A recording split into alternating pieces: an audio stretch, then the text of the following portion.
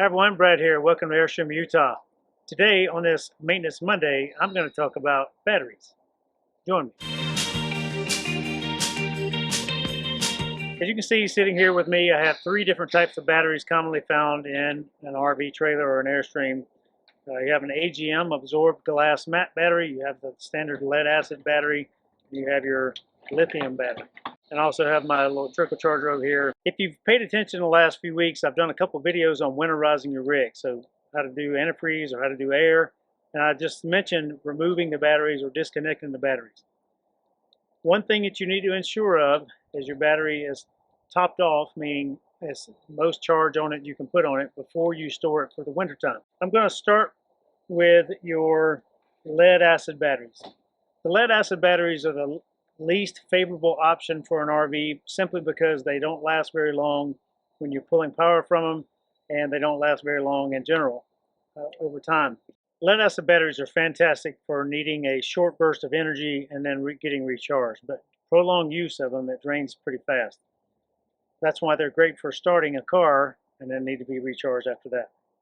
But inside of here are these lead panels, and that's where your battery's power comes from. Floating around that is distilled water or mineral-free water. You need to verify that your battery, if you have the lead acid batteries, have enough water in them before you store them, and you need to keep the water topped off throughout time.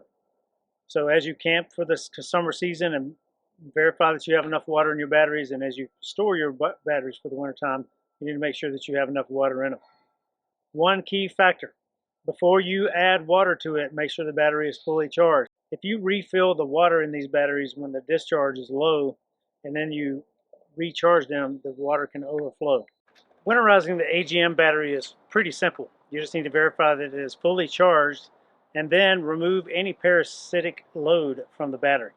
You can do that by ensuring that your battery disconnect switch is off or disconnecting your ground wire from the battery. You can leave them in there. Being in the cold doesn't bother them. And if you are worried about the discharge, over time they will discharge some, but you can add a trickle charger to it.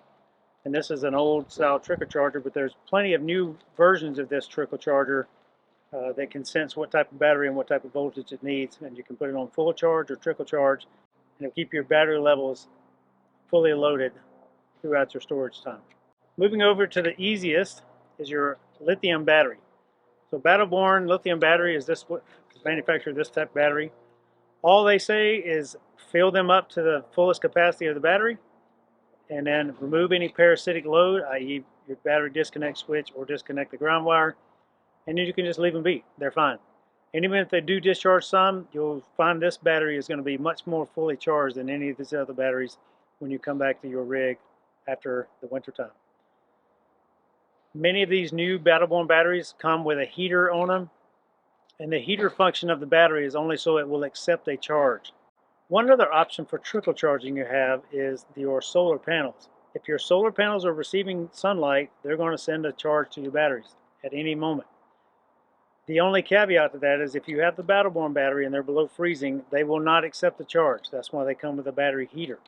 But the battery heater is an on-off manual switch that you have to turn on and off when it gets cold. Keeping the lithium battery charged for the winter time is very, very simple, just like the AGM battery. These both are very simple options. You fill them to full capacity and then disconnect any parasitic load. Even with your batteries in your rig and the battery disconnect switch off, there's probably some parasitic discharge from the battery. And it will be very minimal, if any, but it will be some probably.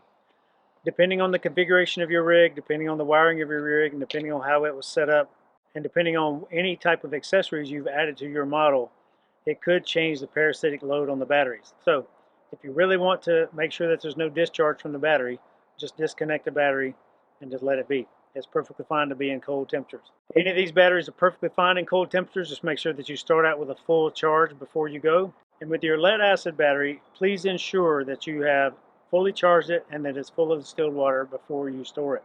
Final thoughts. Please ensure that your battery is fully charged before you winterize it.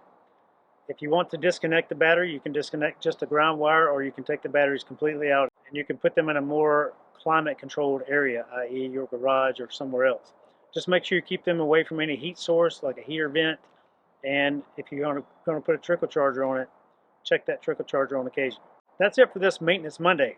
Should you have any questions about how to charge or store your battery, please give us a call or stop by. We'd love to help you out in person. Have a great day, everyone, and happy adventures.